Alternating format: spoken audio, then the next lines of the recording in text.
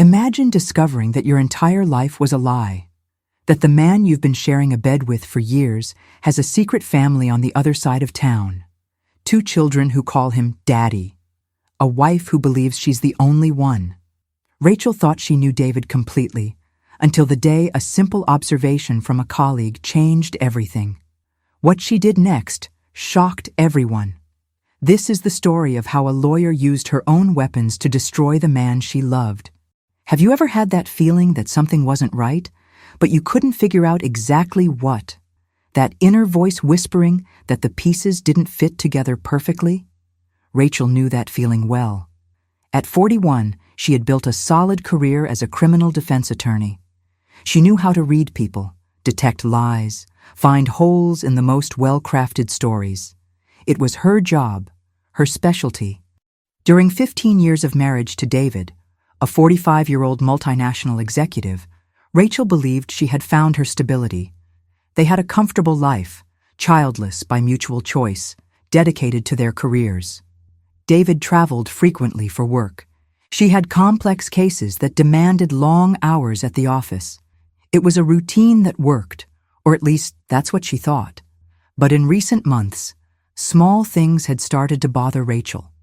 It wasn't anything obvious, nothing an ordinary person would notice. They were subtle details that only someone trained to observe suspicious behavior would pick up on. The way David would look away when he mentioned certain trips, how he checked his phone more frequently, the credit card expenses that didn't make complete sense. Rachel had been a criminal defense attorney for over 17 years. She had seen it all. Husbands who killed wives, fathers who abandoned children, people who built entire lives based on lies. She knew that when details don't add up, there's usually a reason for it, and her intuition was rarely wrong.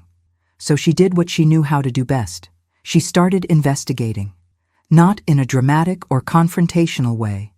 Rachel was methodical, patient. She knew that the best evidence came from silent observation and careful information gathering. If there was something to discover about David, she would discover it, and if there wasn't anything, at least her mind would be at peace. What Rachel didn't imagine was that her small personal investigation would reveal a truth so devastating that it would change not only her life, but also the lives of people she didn't even know existed. Sometimes, when you search for answers, you find much more than you bargained for. Now tell me, from which city and country are you watching us? Leave it in the comments. I love knowing where our audience is coming from. It was an ordinary Wednesday when David came home with that demeanor Rachel knew well. He was fiddling with his phone, distracted, but with a forced smile on his lips. She watched him from the kitchen while preparing dinner. 15 years of marriage had taught her to read her husband's expressions like a detailed map. "Rachel, I need to tell you something," David said, putting his phone in his pocket somewhat awkwardly. "I'm going to have to travel again next week." She stopped stirring the sauce and turned to him. "Oh, really? Where to this time?" "Chicago. It's about that headquarters project I mentioned. You remember, right? The international expansion one." David avoided her gaze for a fraction of a second. A micro moment that an ordinary person wouldn't notice, but Rachel did. "Of course I remember," she replied, keeping her voice neutral. "How many days?" "About 4-5 days. I leave Monday morning, back Friday night." David went to the refrigerator and got some water. His hands trembled slightly. Rachel recorded that detail too. "And you're staying at the same hotel as always? That Marriott near downtown?" David hesitated. For less than 2 seconds, but he hesitated. "Actually, this time it'll be a different one. The company got a different package deal, something closer to their office." Rachel nodded and went back to stirring the sauce. But her lawyer's mind was already working. David always stayed at the same hotel in Chicago. Always. He would even joke that the staff knew him by name. Why change now? "And is John going with you?" she asked casually. John was David's business partner, always accompanied him on these important trips. "No, not this time. It's a more specific meeting. Just for some executives." David drank all the water at once, another clear sign of nervousness. Rachel served dinner, and they ate while talking about trivial things. But she recorded every word, every hesitation, every strange gesture. It was like interrogating a witness, just in a subtle way. David had no idea he was being analyzed by one of the city's best criminal attorneys. Throughout the entire meal, David's phone buzzed 3 times. He checked it discreetly, but Rachel noticed how he shielded the screen with his body. In 15 years of marriage, he had never done that. They had always shared everything, including silly work messages. "Work?" she asked when the phone buzzed for the 4th time. "Yeah, you know how it is. This expansion is driving everyone crazy over there." David smiled, but the smile didn't reach his eyes. That night, while David was showering, Rachel sat reflecting in the living room. Maybe she was being paranoid. After all, work was work, and companies changed protocols all the time. But her intuition whispered insistently that something was very wrong. She grabbed her notebook, the same one she used to jot down important case details, and wrote, "Chicago trip, Monday to Friday. Different hotel than usual, John not going. Nervous when telling, phone protected during dinner." It seemed silly when she put it on paper, but Rachel knew that the most complex cases always started with seemingly insignificant details. And if David was lying about a simple work trip, what else could he be hiding from her? Have you ever been through this? Have you ever felt that someone close was hiding something, but you couldn't prove it? Tell us in the comments how you deal with these situations. And if you're enjoying this story, don't forget to like the video, subscribe to our channel, and turn on notifications so you don't miss any of our exciting stories. Rachel's journey is just beginning, and you won't want to miss what happens next. The following Friday, Rachel was at the office reviewing case documents when Sarah, a colleague from the corporate department, appeared at her office door with 2 cups of coffee. "I thought you might need some caffeine," Sarah said, handing over one of the cups. "You look like someone who hasn't slept well." Rachel accepted the coffee with a tired smile. "Thanks. I've been kind of distracted lately." Sarah settled into the chair across from the desk. "Everything okay at home?" "Everything's normal. David traveled to Chicago this week for work." Rachel took a sip of coffee, trying to sound casual. "Oh, how interesting," Sarah said, slightly frowning. "Chicago is a beautiful city.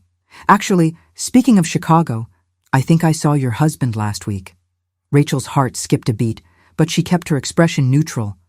"Really? Where?" "At that expensive Italian restaurant, Milano. You know which one?" "The one in the upscale part of town." Sarah stirred sugar into her coffee thoughtfully. "He was with a very elegant woman. Brown hair, navy blue dress." Rachel felt her blood run cold, but forced a smile. It must have been some work meeting. You know how it is. Sometimes they take clients out to dinner. "Yeah, it must have been that," Sarah agreed. But there was something in her voice that suggested doubt. "I just thought it was curious because, well, they seemed pretty intimate, laughing a lot, talking quietly. You know how it is when you see a couple." Rachel picked up a pen and pretended to jot down something important on the documents in front of her. "What day was that again?" "Tuesday night, around 8 o'clock. I was there with my sister celebrating her promotion." Sarah drank a bit more coffee. "Sorry if I'm being nosy." "It probably wasn't anything." "Of course it wasn't anything," Rachel said quickly, maybe too quickly. David has always been very professional with clients. But her mind was racing. Tuesday. David had said he would travel Monday morning. If Sarah saw him Tuesday night at an expensive restaurant in the city, it meant he wasn't in Chicago. It meant he had blatantly lied to her. After Sarah left, Rachel was alone in her office with her thoughts. She picked up her phone and checked David's messages from the week. On Tuesday, he had sent, "Meeting ran long today. Going to have dinner at the hotel and sleep early. Love you." Lie. He wasn't at the hotel. He was at Milano with an unknown woman. Rachel opened her notebook and added, "Sarah saw David at Milano Tuesday night with unknown woman. Brown hair, blue dress, intimate behavior." David said he was in Chicago. She looked at the 2 notes and felt a knot in her stomach. One isolated lie could be explained, but two lies were starting to form a pattern. And Rachel knew very well that patterns were rarely coincidences. For the first time in 15 years of marriage, Rachel seriously wondered who really was the man she shared a bed with every night. On Saturday morning, David was in the backyard cutting the grass when Rachel decided to take the next step in her personal investigation. She knew she was crossing a line, invading her husband's privacy. But the lies about the trip wouldn't leave her mind. Rachel went to the home office and turned on the computer. As a lawyer, she had access to various investigation tools. But this time she would use something much simpler, the online account for their family cell phone plan. She typed the password David always used for everything, their wedding date. How ironic, she thought. Using the most important date in their relationship to find out if he was betraying that same relationship. The screen loaded and Rachel navigated to the call history. Her eyes scanned the lists of numbers, dates, and times. Most were calls to known contacts, office, suppliers, mutual friends. But one number appeared with disturbing frequency. The contact was saved as service. Long calls, some 20-30 minutes. Always in the late afternoon or evening. Rachel wrote down the number and dates. In the last 3 months, David had called this service more than 40 times. What kind of service required so many personal calls, and why always after business hours? Rachel looked more closely at the times. Last Tuesday, at 7:30 p.m., a 25-minute call to service, exactly when Sarah had seen him at the restaurant with the mysterious woman. So David wasn't just having dinner with a stranger. He was talking on the phone with her before the meeting. She continued analyzing the records. She found a clear pattern. The calls always happened on days preceding David's business trips, as if he were coordinating something, planning meetings. Rachel picked up her own phone and, on impulse, dialed the mysterious number. Her heart was beating fast as she waited. After a few rings, a female voice answered, "Hello." Rachel was speechless for a second. The voice was soft, young, with a slight southern accent. "Sorry, I dialed the wrong number," Rachel said quickly and hung up. But there was no doubt. It was a woman. David was regularly calling a woman whose number he saved as service to disguise it. Rachel went back to the computer and checked the text messages. David rarely sent SMS, preferring WhatsApp, but some records appeared on the account. Short messages to the same number. "Arriving in 20 min, all set for tomorrow. Miss you, miss you." David was sending messages saying, "Miss you," to a woman who wasn't his wife. Rachel printed all the evidence and stored it in a folder. 3 pages of calls, messages, and times that painted a very clear picture. David had an intimate and regular relationship with an unknown woman. She heard the sound of the lawnmower approaching the window. David was coming back. Rachel quickly closed all programs and turned off the computer. When David entered the house, sweaty and smiling, Rachel was in the kitchen preparing lunch as if nothing had happened. "Done, honey. The yard looks perfect," he said, kissing her cheek. Rachel smiled and continued cutting vegetables. "That's great, love." But inside, she was devastated.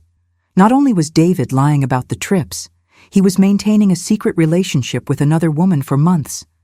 And Rachel had the proof in her hands. On Monday, Rachel arrived at the office early, but her mind wasn't on the cases waiting on her desk. She needed more evidence. The calls to service were suspicious, but not conclusive enough. As a lawyer, she knew she needed irrefutable proof. During lunch break, Rachel went home with an excuse about forgotten documents. David was at work, which gave her complete freedom to investigate. She went straight to David's personal computer. Again, the password was their wedding date. Rachel shook her head. If David was cheating, at least he wasn't creative with passwords. First, she checked the browser history. David had recently deleted everything. Suspicious. But Rachel knew that ordinary people didn't know all the ways to hide digital tracks. She navigated to the computer's recycle bin. There was a folder called Miscellaneous Files that had been deleted the previous week. Rachel restored the folder and opened it. Inside, She found dozens of photos that David had tried to permanently delete. The first photos were normal: landscapes, cars, some work screenshots. But then Rachel saw something that made her heart stop. A photo of a cozy living room, with toys scattered on the floor. On the wall, hung with pride, were colorful children's drawings. Rachel enlarged one of the images. In one of the drawings, clearly made by a small child, was written in crooked letters, "For the best daddy in the world. Daddy." She continued looking at the photos with trembling hands. More drawings, a photo of a dining table set for 4 people. Another image showed small shoes at the entrance of a house, children's shoes. Rachel felt the world spinning. David wasn't just having an affair. He was living a completely different life. A life with children who called him Daddy. She saved all the photos to a flash drive and copied them to her personal email. Then, she put the folder back in the recycle bin, exactly as David had left it. Rachel went to the kitchen and poured herself a glass of water with shaky hands. Married for 15 years, childless by mutual decision, or at least that's what she thought. Apparently, David wasn't so satisfied with that choice. She thought about all the times they had talked about having children. David always said he didn't want the responsibility, that he liked the freedom they had. What a liar. He didn't want children with Rachel. He already had children with someone else. The phone rang, pulling Rachel from her thoughts. It was David. "Hi, love. Everything okay? You seem kind of distant lately," he said, with that caring voice she knew so well. "Everything's great, honey. I just came home to get some documents." Rachel tried to keep her voice normal. "How's work?" "Busy as always. Actually, I might have to travel again next month. Maybe to Atlanta this time." More lies. Rachel closed her eyes and took a deep breath. "Sure, no problem. You know I understand." After she hung up, Rachel stood in the empty kitchen, looking at the printed photos spread on the table. Drawings of children calling David Daddy, a family she didn't even know existed. For the first time since she started this investigation, Rachel felt tears in her eyes. They weren't just tears of anger or betrayal. They were tears of deep and unexpected pain. David had children. Children she would never have. Children he chose to have with another woman, while telling Rachel he didn't want to be a father. She stored the evidence and returned to the office. But she knew nothing would ever be the same. With each clue discovered, the man she lived with was becoming a complete stranger. The following Wednesday, Rachel was at home organizing the laundry when she decided to take David's gym clothes to the bedroom. It was a routine task she had done for years, but this time something would be different. She picked up his gym bag and opened it to check if there were any forgotten wet clothes. When her hands touched the bottom of the bag, they felt something hard and thin. Rachel frowned and explored further. Her fingers found a rectangular object hidden in an internal pocket she had never noticed before. It was a cell phone. A simple iPhone, older than David's official phone. Rachel looked around as if someone might be watching, then turned on the device. The screen asked for a password. Rachel tried their wedding date. Incorrect. She tried David's birthday. That didn't work either. She thought for a moment and typed a simple combination. 1234. The phone unlocked. David was really careless with security when he thought no one would discover his secrets. Rachel opened the messaging app. There were long conversations with only one contact, E. The most recent messages were from 2 days ago. "Liam has a dentist appointment Friday at 3 p.m., said a message from E. "Okay, I'll pick him up from school and take him straight there," David had replied. Rachel continued reading, her heart beating faster and faster. There were messages about school meetings, medical appointments, school supply shopping. David was living the life of a dedicated father with a family Rachel knew nothing about. "Olivia has a fever today. Can you stop by the pharmacy?" A message from the previous week. "Of course. I'll be there at 6 p.m. with the medicine," David replied. Last week, David had told Rachel he had an important meeting and would be home late. He wasn't at any meeting. He was taking care of a sick child. Rachel scrolled up to read older conversations. She found reminders of school events, pediatric medical appointments, purchases at children's stores. David was maintaining a complete family father's schedule. One recent message caught her attention. "The kids asked when you're going to move here permanently." E had written. "Soon, love. I just need to sort out a few things first," David replied. Rachel felt the ground disappear beneath her feet. David wasn't just having an affair or maintaining a secret family. He was planning to abandon her to officially live with this other woman and these children. She turned off the phone and put it back in the bag pocket, exactly where it was. Her hands were shaking so much she could barely close the zipper. Rachel sat on the bed she shared with David and took a deep breath. With each discovery, the betrayal became deeper and more planned. David wasn't just lying about trips. He was building an entire life away from her, with children she didn't even know existed. But Rachel was a lawyer. And lawyers know that when someone is planning to destroy you, you need to plan first. Can you imagine the pain of discovering that the person you trust most is living a double life? How would you react in a situation like this? Leave it in the comments, because Rachel's story is going to get even more intense. On Saturday morning, Rachel woke up with David already up, having coffee and checking his official phone. He seemed relaxed, unaware that his wife had discovered the existence of the second phone and a parallel life with children. "Good morning, love," David said, kissing her forehead. "I'm going to the store to buy some things. Do you need anything?" "No, thanks," Rachel replied, watching how he lied so naturally. From what she had seen in the messages, David would probably visit the secret family, not go shopping. After he left, Rachel had an idea. David always used the car app to track fuel and maintenance. If she could access the route history, she could map exactly where he went on the days of his supposed business trips. Rachel picked up the tablet they used at home and opened the car app. David had left the account logged in, as he always did. She navigated to the trip history section. What she found left her speechless.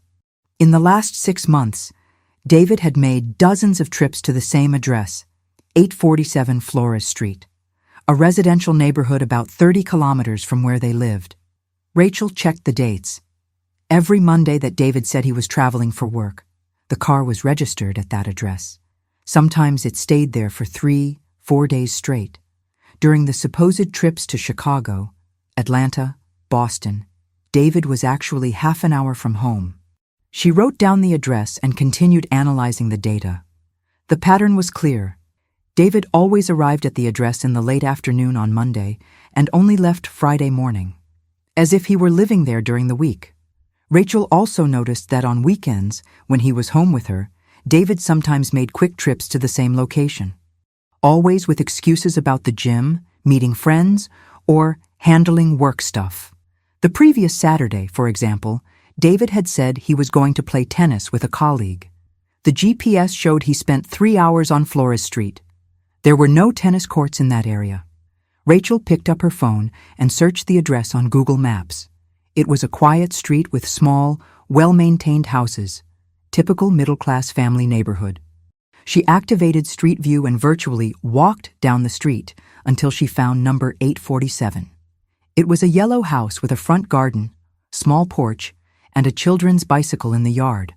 There was a school van parked at the door and toys scattered on the lawn. Definitely a house where children lived. Rachel saved all the GPS information and the house coordinates. Now she had concrete proof that David wasn't traveling for work at all. He was living a double life, literally just a few kilometers away. When David returned from the East Store 2 hours later, he brought only a few basic items, clearly bought hastily to support the lie. "It took a while because the traffic was terrible," he said, putting the products in the refrigerator. Rachel just nodded, but inside she was calculating. The app showed that David had spent only 15 minutes at the supermarket. The rest of the time he was on Flores Street, probably playing with the children in the garden of that yellow house. With each discovery, Rachel felt like she was putting together a macabre puzzle. And the image that emerged was of a man who had built an entire life based on elaborate lies. The following Monday, Rachel made a decision that would change everything. David had announced another business trip, this time supposedly to Denver. But Rachel knew exactly where he would be: 847 Flores Street. She canceled her office appointments, made up an excuse about not feeling well, and decided to follow her husband. She needed to see with her own eyes what she had discovered through phones and apps. Rachel left home 15 minutes after David, driving her own car at a safe distance. She followed him through familiar streets, then onto the highway until they reached the residential neighborhood she already knew virtually. David parked in front of the yellow house, exactly as Rachel had predicted. She stopped 2 blocks ahead, in a spot where she could observe everything without being seen. Rachel's heart was beating so hard she could hear it. She was about to see the reality behind months of lies. Through the dark windows of the car, she watched David walk to the front door with a familiarity that hurt her chest. He didn't even need to knock. The door opened before he even reached the porch. A woman appeared at the entrance. Rachel could see her clearly. Brown hair to her shoulders, about 35 years old, beautiful in a natural and uncomplicated way. She was wearing jeans and a simple blouse, like someone who was at home taking care of household chores. The woman smiled when she saw David. It wasn't the shy smile of an extramarital affair. It was the warm smile of someone welcoming a loved one home. David hugged her and kissed her cheek affectionately. They talked for a few seconds at the door, like an ordinary couple discussing the day's plans. Rachel felt her stomach turn. The intimacy between them was obvious, natural. There was nothing furtive or guilty about their gestures. They behaved like husband and wife. David entered the house carrying a small suitcase, the same one he always took on his business trips. Rachel realized he wasn't visiting this woman. He was coming home. His real home. Rachel watched for almost an hour, trying to process what she was seeing. The house seemed peaceful, welcoming. Occasionally, she saw shadows passing by the windows. David was in there, living a life she knew nothing about. Around 10 in the morning, the front door opened again. David came out accompanied by the woman and 2 small children, a boy about 8 years old and a girl about 5. Rachel watched, mesmerized and horrified, as David helped the children get into a school van. He tied the boy's shoelaces, adjusted the girl's backpack, and gave goodbye kisses to both. The children said goodbye to him, waving from the van window, clearly accustomed to that routine. David was an integral part of their daily lives. After the van left, David and the woman went back into the house, holding hands. Rachel rested her head on the steering wheel and closed her eyes. There were no more doubts. David wasn't just having an affair. He was living a complete double life, with a family that loved him and depended on him. And Rachel? Rachel was just the other woman, the official wife who didn't know she had been deceived for years.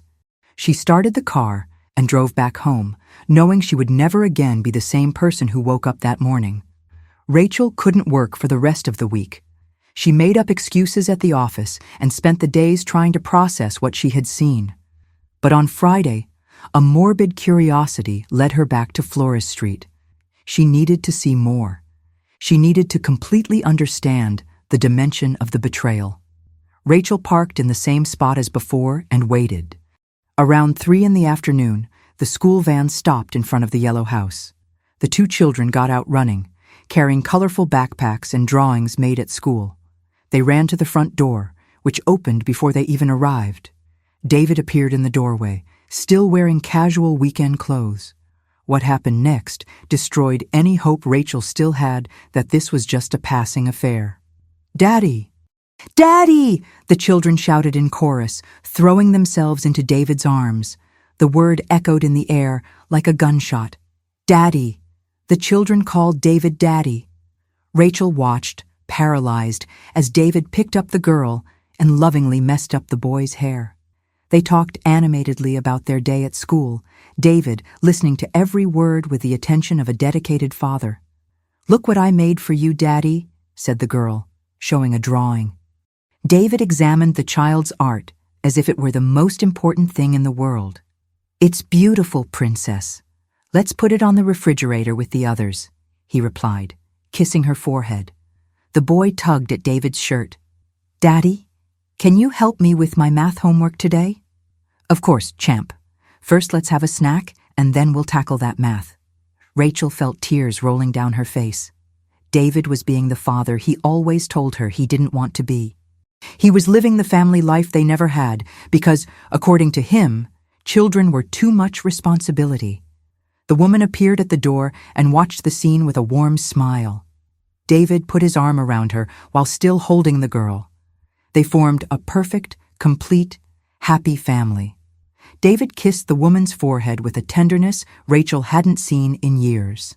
"How were classes today, guys?" "Great. The teacher said my drawing was the best in the class," the girl replied proudly. Rachel watched the family enter the house, talking and laughing together. Through the living room window, she could see David helping the boy with his homework while the girl painted beside them. The woman was in the kitchen, preparing what looked like a special snack. It was a perfect domestic scene, a normal family living a normal life. Except that the man in that family was married to another woman for 15 years. Rachel stayed watching until dark, seeing lights turn on in the house, glimpsing moments of family dinner, bath time, bedtime stories. David was living as a dedicated father and husband, while she, the legal wife, was home alone, not even knowing these children existed. When she finally drove back home, Rachel felt as if her world had completely collapsed. David wasn't just an unfaithful husband. He was a man living two distinct lives, being two different people. And now Rachel knew exactly who he would choose if forced to choose. She had seen the genuine love on his face when the children called him Daddy, a love she had never managed to awaken in him in 15 years of marriage. Rachel drove back home on autopilot, tears blurring her vision. When she parked in the garage, she sat in the car for long minutes, trying to breathe. 15 years. 15 years of marriage thrown in the trash. David wasn't just unfaithful, he was a professional liar who had built an entire life based on deception. Rachel entered the empty house and went straight to the bedroom. She looked at the bed she shared with David and felt nauseous. How many nights had he slept beside her thinking about the other family? How many times had he said, "I love you," while planning to spend the weekend with the children? She threw herself on the bed and cried like she hadn't cried in years. She cried for the naivety, for the blind trust, for the 15 wasted years. She cried for the children she never had because David said he didn't want kids. She cried for the family she thought she had, but that never existed. For an hour, Rachel allowed herself to be just a betrayed and devastated woman. But then, something changed inside her. Rachel got up, washed her face, and looked in the mirror. The woman staring back at her was no longer the naive wife who blindly trusted her husband. She was an experienced criminal attorney who had just discovered the perfect crime. And Rachel knew exactly how to dismantle perfect crimes. She went to the office and grabbed a new folder. On the label, she wrote, "David Thompson, Evidence." Then she organized everything she had collected. Screenshots of calls to service, photos of the children's drawings, address of the house on Flores Street, car GPS records. Rachel opened her laptop and began making detailed notes of everything she had observed. Times, behaviors, routines of the secret family. She described every lie David had told, every fake business trip. When David came home on Friday, pretending to return from Denver, Rachel would be ready. Not as a destroyed wife, but as a lawyer prepared for the most important case of her career. She picked up the phone and called the office. "Jennifer, it's me. I'm going to need to cancel all my appointments next week. I have an urgent case to solve." "Any problems, Rachel?" "Nothing I can't handle," she replied, looking at the evidence folder. Rachel spent the night planning. David had underestimated his wife. He didn't know he had chosen the wrong person to deceive. Rachel wasn't just a betrayed woman. She was one of the best criminal attorneys in the city. And now David would be her next case. Do you think Rachel is right to plan revenge? Or should she just confront David directly? Leave in the comments what you would do in her place. The next morning, Rachel woke up with a clear purpose. If David was maintaining a secret family, He needed money to support it, and money always leaves traces. She went to the home office and accessed all the couple's bank accounts. As a lawyer, Rachel had always managed the family finances, but she had never investigated David's expenses with suspicion. Now, looking with investigators' eyes, the patterns jumped off the screen. Rachel started with the last 6 months. She found regular cash withdrawals that David had never mentioned, always in the first days of the month, always high amounts, as if he were paying a monthly fee for something important. But what caught her attention most were the credit card expenses. David had a separate account that Rachel rarely checked, trusting that he used it only for work expenses. What a mistake. Rachel downloaded all the statements and began analyzing item by item. She found purchases at children's stores, clothes, toys, school supplies, expenses at pharmacies near Flores Street, always buying children's medicine or vitamins for kids. There were also regular purchases at a supermarket in the neighborhood where the yellow house was located. David was doing complete family shopping: diapers, baby food, cleaning products. As if he were responsible for maintaining an entire house. Rachel printed the statements and highlighted each suspicious expense with yellow highlighter. In 6 months, David had spent more than $15,000 maintaining the secret family. But the most shocking discovery was in an account Rachel didn't even know existed. Searching through tax documents, she found references to a checking account in David's name only. After some online research and discreet calls to the bank, Rachel got basic information about the account: regular monthly deposits, automatic transfers, financing payments. Financing. David was paying financing for something. Rachel picked up the phone and called a friend who worked at the real estate registry office. "Linda, I need a professional favor. Can you check if my husband has any property registered in his name?" 20 minutes later, Linda called back. "Rachel, I found something. David has a property registered 2 years ago, a house on Flores Street." The world stopped. David wasn't just visiting the secret family. He had bought a house for them. The yellow house was in his name. "Linda, can you send me a copy of the deed?" "Sure, but Rachel, there's another name on the deed too. Emily Carter. They bought the house together." Emily. Finally, Rachel had the other woman's full name. Rachel hung up the phone and looked at the mountain of evidence spread on the desk. David wasn't just having an extramarital affair. He had established a complete second family with their own house, children, and financial responsibilities. And the worst part, he was using the couple's money to finance this double life. Rachel was, unknowingly, paying for her own husband's betrayal. She organized all the financial documents in the evidence folder. Now she had proof not only of infidelity, but also of mismanagement of the couple's assets. As a lawyer, Rachel knew this would be fundamental in an eventual divorce. The following Monday, Rachel made a professional decision. No matter how much evidence she had collected on her own, she needed official and irrefutable documentation. She needed a private detective. Rachel had known Mike for years. He had worked on several cases for the firm, always delivering impeccable reports and evidence that withstood any legal questioning. If anyone could officially document David's double life, it was Mike. She arranged to meet at a discreet cafe far from downtown. "Rachel, I was surprised by your call," Mike said, sitting down at the reserved table. "From the tone of your voice, I imagine this isn't an ordinary professional case. It's personal, Mike. And I need your absolute discretion." Rachel handed over a folder with all the evidence she had collected. Mike examined the documents in silence. The photos of children's drawings, bank statements, the address on Flores Street, GPS records. "Double life," he murmured, nodding. "I've seen similar cases, always more complicated than they appear at first glance. I need everything officially documented. Photos, videos, detailed reports of routines. I need it to be irrefutable in court." Mike closed the folder and looked directly at Rachel. "Are you sure you want to go down this path? Sometimes it's better not to know all the details." "Mike, I've been a criminal attorney for 17 years. I've seen it all. I need to know exactly what I'm dealing with." "I understand. It'll take about 3 weeks for a complete report." I'll need to photograph his routine, identify all the people involved, map behavioral patterns.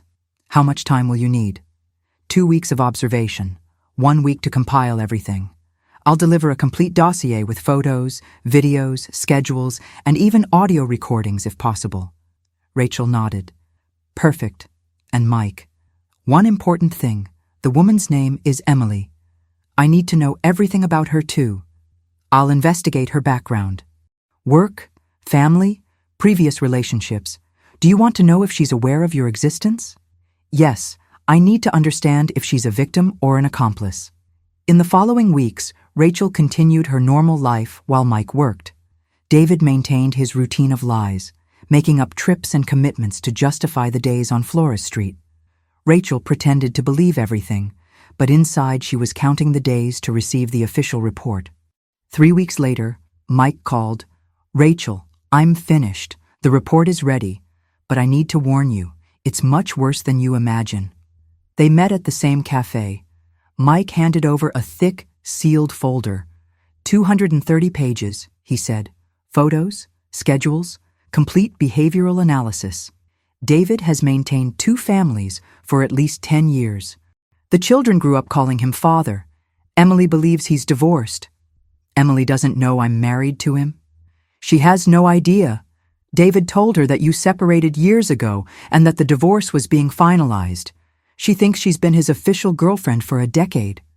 Rachel opened the folder and saw photos of David playing with the children, kissing Emily, living as a model father and husband. There were detailed schedules showing he spent more time on Flores Street than at home. Rachel, Mike said gently, Emily is also a victim. She doesn't know she's been participating in a betrayal for 10 years. Rachel closed the folder and took a deep breath. Now she had everything she needed to legally destroy David. But she also discovered that Emily was as much a victim as she was. Rachel spent the weekend studying every page of Mike's report. The document was devastatingly complete. Photos of David with the children at school activities, medical appointment records where he appeared as the father, even videos of him teaching the boy to ride a bicycle. But Rachel needed something more official. As a lawyer, she knew that emotional evidence was important, but legal documents were irrefutable.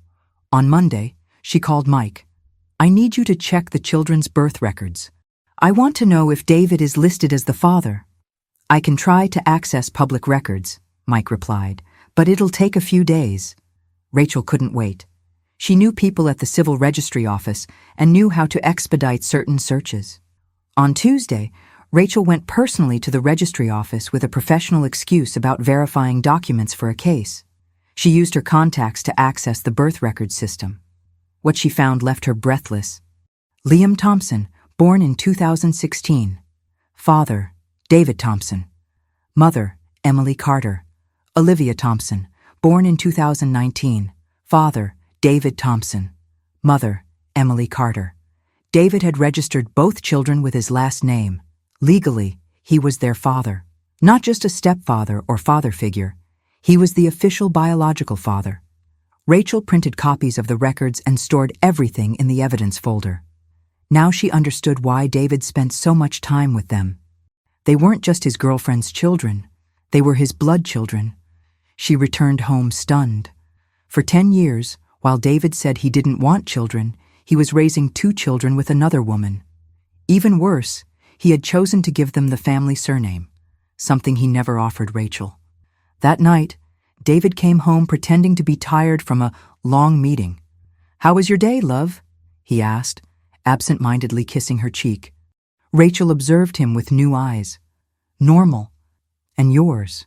Stressful. This new project is killing me." David went straight to the bathroom, as he always did when he came from Flores Street.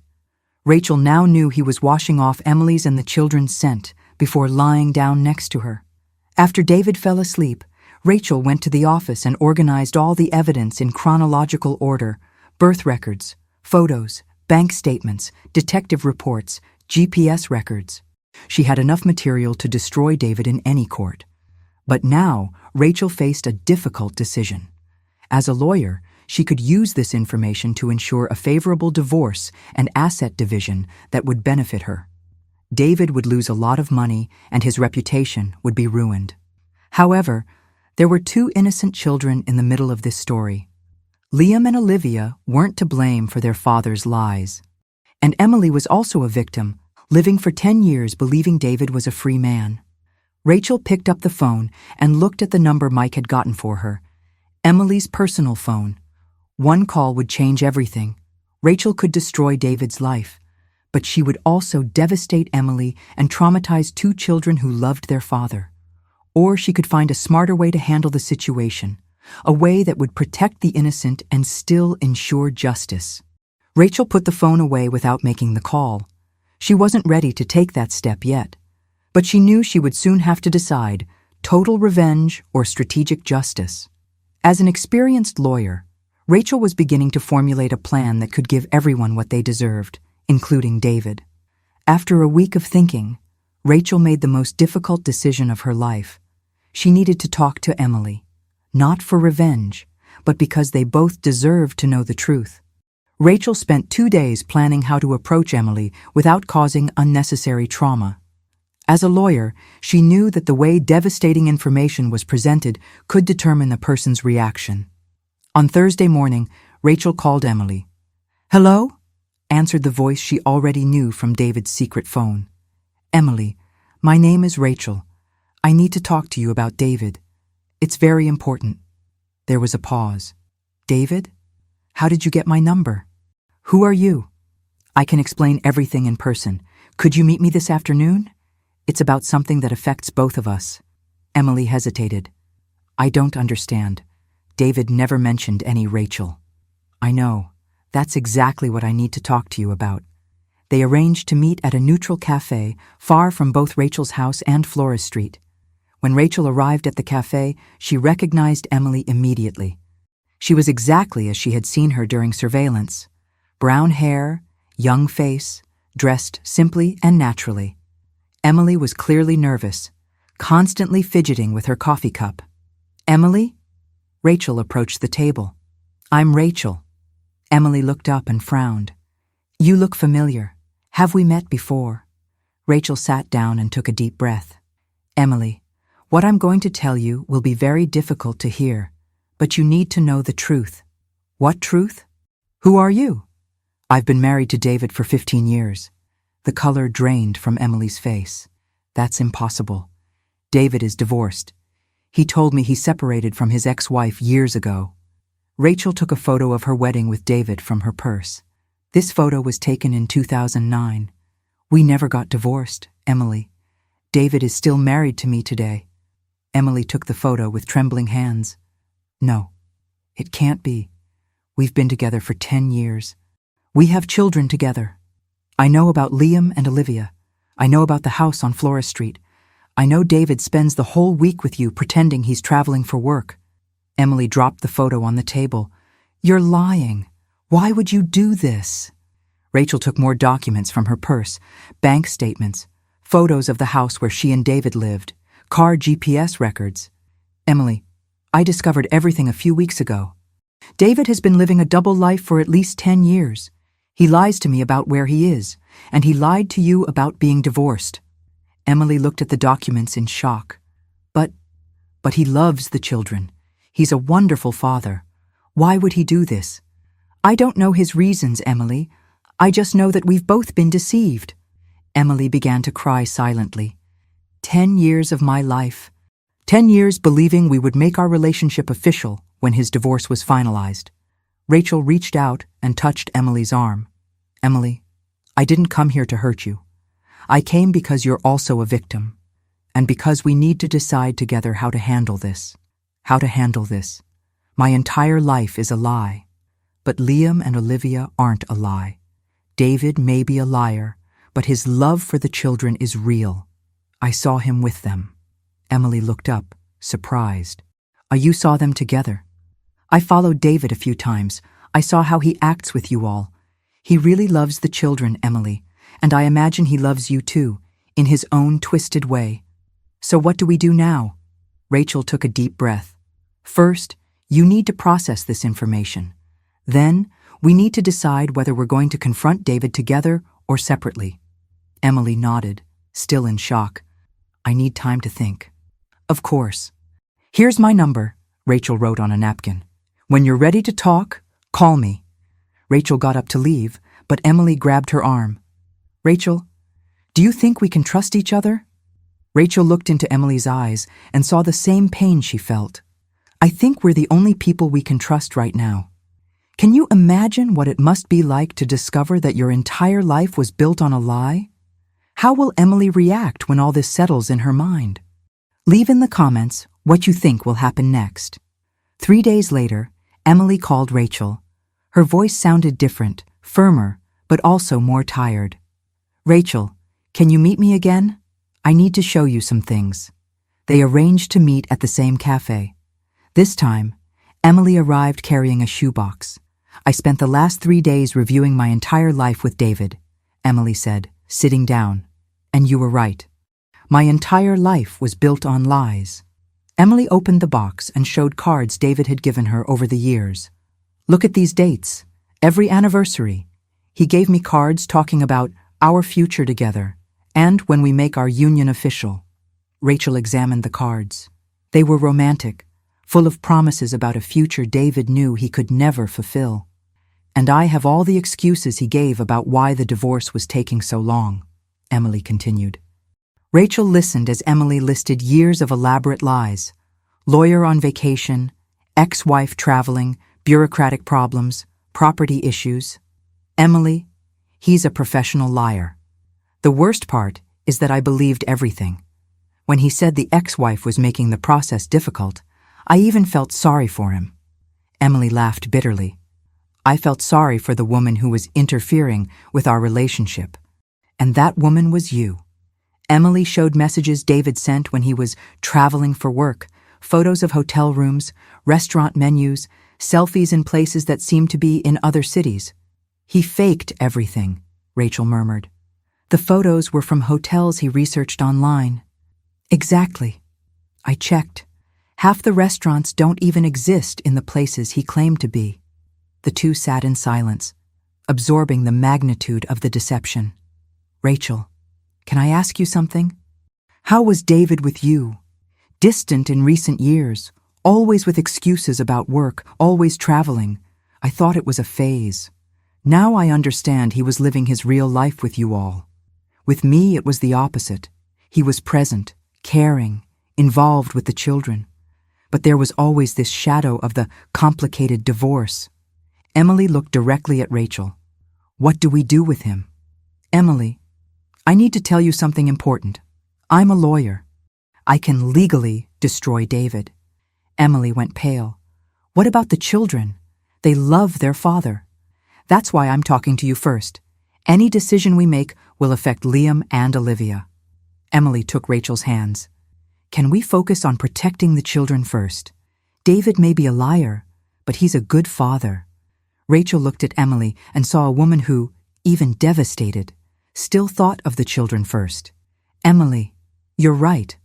Let's find a way to achieve justice without destroying the children. So we're in this together. We're together.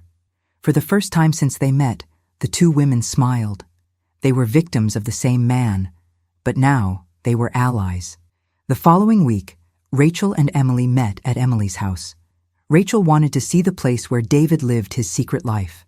The house was cozy and child-focused, drawings on the refrigerator, organized toys, family photos everywhere. It was everything Rachel had always wanted to have. The children are at school, Emily explained. We have a few hours to talk. They sat in the kitchen, and Rachel observed a photo where David was helping Liam with a school project. Emily, do you still love David? Emily thought for a moment. I love the man he pretended to be. But that person doesn't really exist. And you. I also loved who I thought he was. But that man died when I discovered about you all. So we can make practical decisions without our hearts getting in the way. What's your biggest fear in this situation? Rachel asked. That the children will suffer. That they'll lose the father they know. And that I won't be able to support the house alone. Rachel took notes. And your goals. Ensure stability for Liam and Olivia. Get David to officially assume financial responsibilities. Rachel explained that, as the legal wife, she had rights to half of all assets. This included even part of the house where they were. Emily went pale. Are you going to take the children's house away from me? No. I'm going to transfer my part to you. I want this house to be officially yours. Why? Because the children deserve stability. And because you were deceived as much as I was. Emily began to cry. Rachel, I don't know how to thank you. Rachel took papers from her purse. Here's my proposal. We're going to present David with an ultimatum. The conditions were clear. David would officially assume paternity and financial responsibilities for the children. The house would be in Emily's name. He would pay child support and compensation for the years of deception. Rachel would keep most of the other assets. David would have regular visits, but could no longer live a double life. What if he refuses? Emily asked. Then I'll destroy his career and expose everything publicly. But I'd prefer he accepts, to protect the children. Emily read the conditions again. Rachel, this is very generous. You raised 2 children alone, believing in false promises. You deserve this. Emily extended her hand. So, we're officially allies. Rachel shook her hand. We're partners. David deceived us, but now we control the game. When are we going to confront him? This weekend, I'm going to prepare a dinner at home and present the evidence. Can I be there? I need you to be there. David needs to see that he lost both women in his life, but that we found each other. For the first time since they discovered the lies, they felt in control. Rachel spent Friday meticulously preparing the dinner that would change everything. She organized all the evidence in separate folders on the dining room table. The children's birth records, bank statements, surveillance photos, the detective's report. David arrived home at 6 o'clock, pretending to return from another business trip to Atlanta. Hi, love. How was your week? He said, absent-mindedly kissing her forehead. It was revealing, Rachel replied, watching his every expression. I prepared a special dinner today. We have a lot to talk about. David seemed slightly uncomfortable, but went to shower as he always did when he came from Flores Street. At 7:30, they sat down to dinner. Rachel had prepared David's favorite dish, ironic, considering it would probably be the last meal they would share as a couple. David, before we start eating, I want to show you some interesting things I discovered this week. She placed the first folder on the table, the car's GPS records. Apparently, while you were in Atlanta, your car spent the entire week on Flores Street. David stopped with his fork in midair. Rachel, what is this? It's just the beginning. She opened the second folder, showing the photos of the children's drawings. Do you recognize these drawings? Especially this one here, where it says, "For the best daddy in the world." The color drained from David's face. Where did you get this? Rachel ignored the question and continued. Here are Liam and Olivia's birth records. Interesting how you're listed as their father, considering you always told me you didn't want children. David tried to get up, but Rachel gestured for him to stay seated. I'm not finished yet. Here are the statements from your secret account, showing years of expenses on a family I didn't know existed. Rachel, I can explain. Can you really? Rachel opened the final folder, the detective's report. Because I have 200 pages of evidence documented by a professional investigator. David looked at the photos of him with Emily and the children scattered on the table. His expression changed from surprise to despair. When did you find out? Weeks ago, David. Weeks I spent investigating every lie you told me over the last 10 years. David tried to take her hand. Rachel, I can explain everything. It's not what it seems. It's not what it seems. Rachel laughed coldly. You've been married to me for 15 years, have had a secret family for 10, lied about everything, used our money to support this double life, and it's not what it seems. The doorbell rang. Rachel got up calmly. Oh, and we have a guest for dinner. Rachel opened the door, and Emily entered, carrying her own folder. David froze when he saw the 2 women of his life in the same room. David, Emily said coldly, I think we need to have a very serious conversation about our future. Rachel smiled. or rather, about how you no longer have a future with either of us. David looked from Rachel to Emily, then at all the evidence scattered on the table. His face went through a series of expressions: shock, panic, and finally desperate anger. "You two met each other?" he asked, as if that were the most absurd part of the situation. "We met a week ago," Rachel replied calmly. "And we discovered that we're victims of the same liar." David stood up abruptly, knocking over his chair. "Rachel, you don't understand. The situation is complicated." "Complicated?" Emily interrupted. "Ah, David, you lied to me for 10 years. You said you were divorced." "I can explain everything," David shouted. "You don't understand how things happened." Rachel crossed her arms. "Then explain. Explain how you married me in 2009 and started a family with Emily in 2014. Explain how you told me you didn't want children while you were raising Liam and Olivia." David began pacing the room like a cornered animal. "It wasn't planned. Emily came into my life when you were always busy with work. You two were in different moments." "Different moments," Emily repeated incredulously. "David, you told me you were divorced." "I was going to get divorced. I was always planning to get divorced." Rachel laughed sarcastically. "In 10 years, you never planned anything. You just wanted to have both lives." David stopped pacing and looked directly at them. "What if I did? What if I loved you both in different ways? Why do I have to choose?" The silence in the room was deafening. Emily and Rachel exchanged glances, finally seeing David's true personality emerge. "Because that's not love, David," Emily said. "That's pure selfishness." "You destroyed 2 families with your lies," Rachel added. "You made me doubt my own sanity for months." David tried a different approach. "Rachel, you have your career, your independence. Emily has the children. We all had what we wanted." "What we wanted?" Emily exploded. "I wanted an honest partner. I wanted my children to have a father who didn't live a lie." "And I wanted a real husband," Rachel shouted, "not a ghost who showed up when it was convenient." David realized he was losing control of the situation. In desperation, he grabbed his car keys. "I'm not going to stay here listening to this. I'm leaving, and when you calm down, we'll talk like adults." "You're not going anywhere," Rachel said firmly, "because if you walk out that door, Monday morning I'm filing the most devastating divorce case you've ever seen." David stopped at the door. "You wouldn't do that." Emily stood up. "David, look at me." He turned around. "I'm also going to court for child support, for official shared custody, for emotional damages. And unlike Rachel, I have nothing to lose." David looked at both women and finally understood that he had completely underestimated the situation. They weren't just angry. They were organized, determined, and united against him.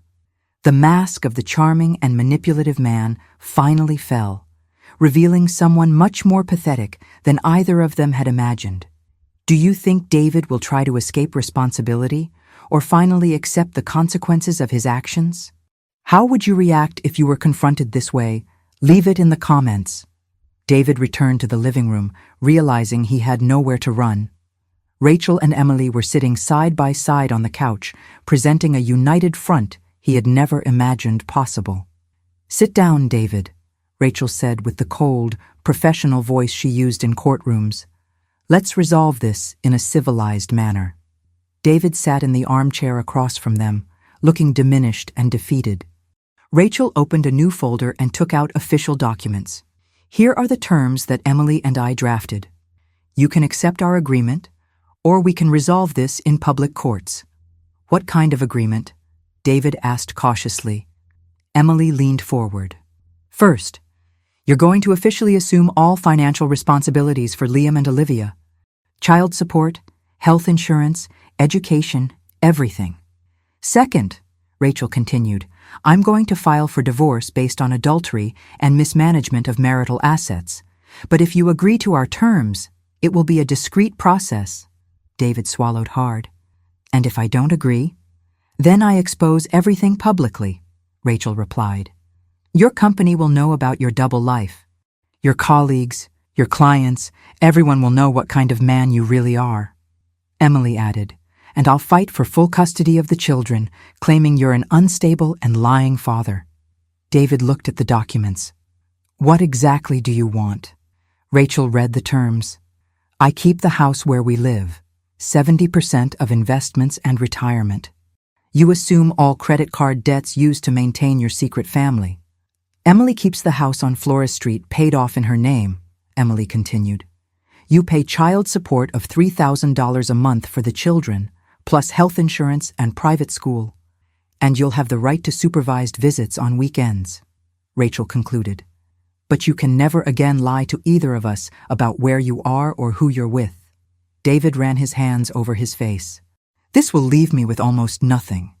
You should have thought about that before building an entire life based on lies," Emily said. Rachel leaned forward. "David, I'm going to be very clear. If you accept these terms, I'll keep everything discreet. The divorce will be for incompatibility without mentioning adultery. Your professional reputation remains intact.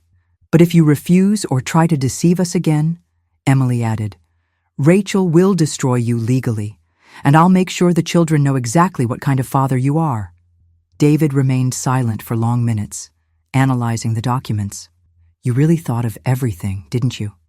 "We're two intelligent women who have been underestimated for too long," Rachel replied.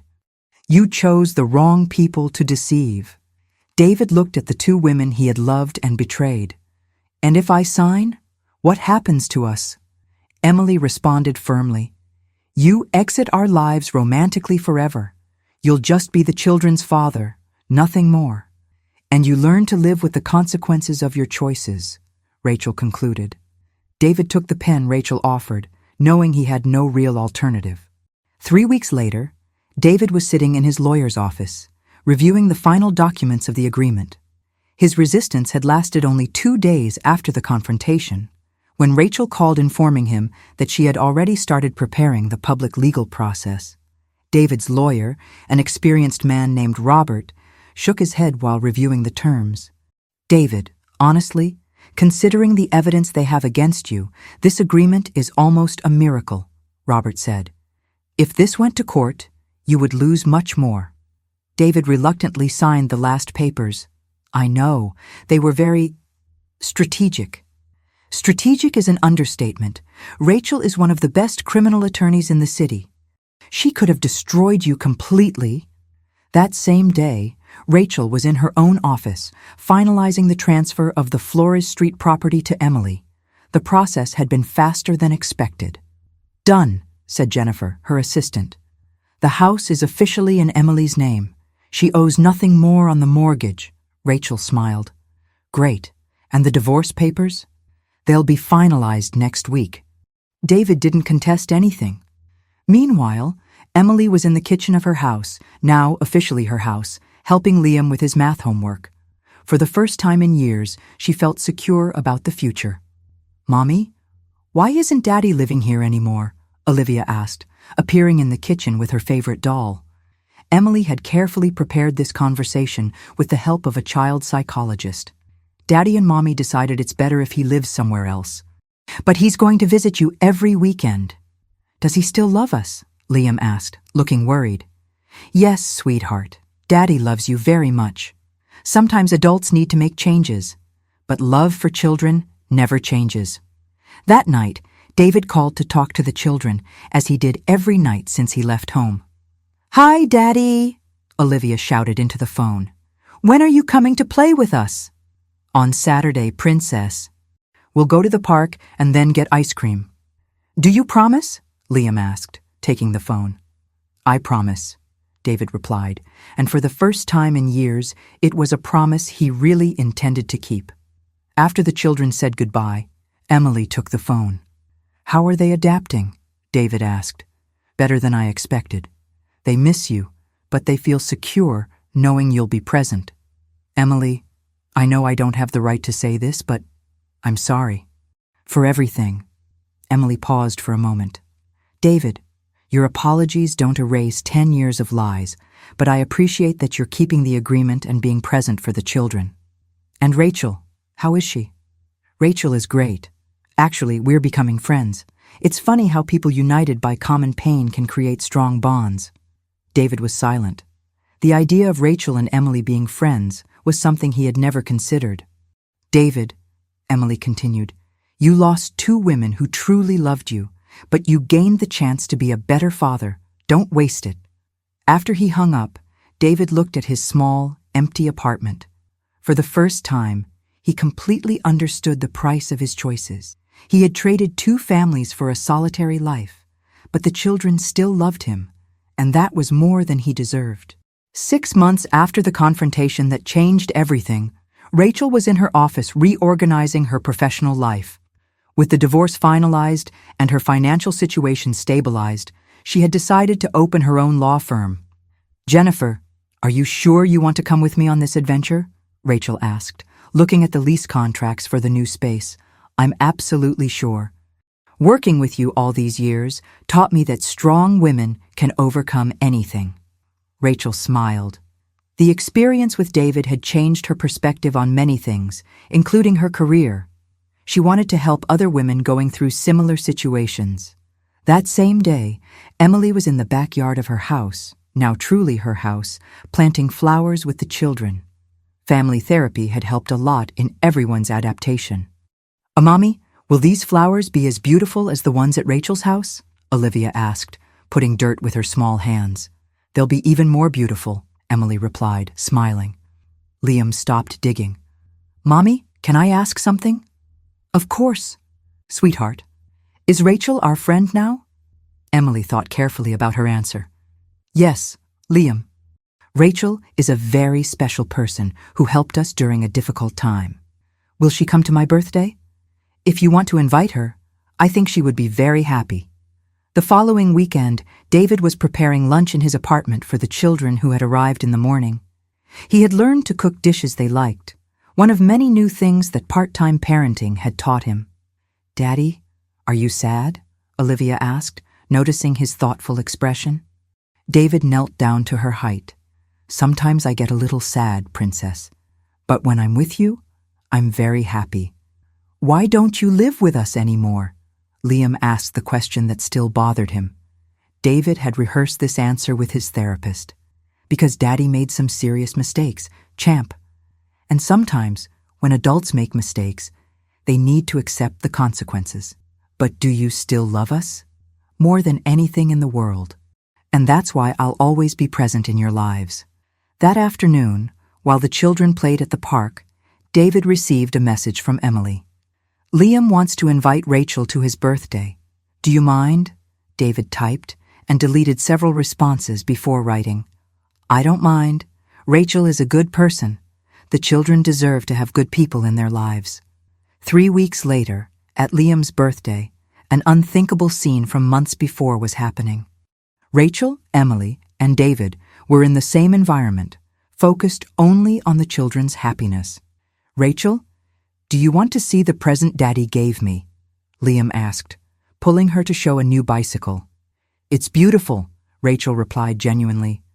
Your father has good taste in gifts. David watched from a distance.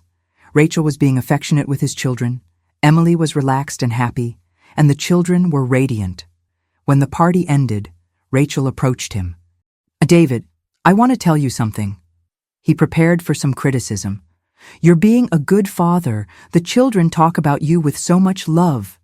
David was surprised. Rachel, you don't need to say anything. Just keep being present in their lives. That's all they need from you now. When Rachel left, Emily approached David. She's right, you know. You're being a better father now than when you lived here. David nodded. Maybe because now I understand the value of what I almost lost forever. While driving home, Rachel reflected on how life can take unexpected turns. She had lost a lying husband, but gained a true friend in Emily and rediscovered her own strength. The pain had transformed into growth. The betrayal had revealed her capacity to rebuild, and the truth, however painful, had finally freed them all. 1 year later, Rachel was in her new office, specializing in helping women in complex divorce situations. Emily had returned to school and gotten a job that allowed flexibility to care for the children. David religiously fulfilled the agreement, and was truly becoming the father the children deserved. The truth had hurt, but it had also freed them all. Rachel discovered she was stronger than she imagined. Emily learned she deserved honesty and respect. The children gained stability and transparency. The moral of this story is simple. Lies can sustain a life for a long time, but truth always finds a way. And when it arrives, it can destroy or liberate. In Rachel and Emily's case, it brought freedom, growth, and an unexpected friendship. Sometimes, losing everything we think we want leads us to find everything we really need. Truth hurts, but it also heals. Have you ever been through situations where discovering the truth completely changed your lives? What lessons did you learn from those experiences? Share your stories of overcoming in the comments. If this story touched you in some way, don't forget to give it a like. Subscribe to our channel and turn on notifications for more stories that inspire and teach like this one. See you next time.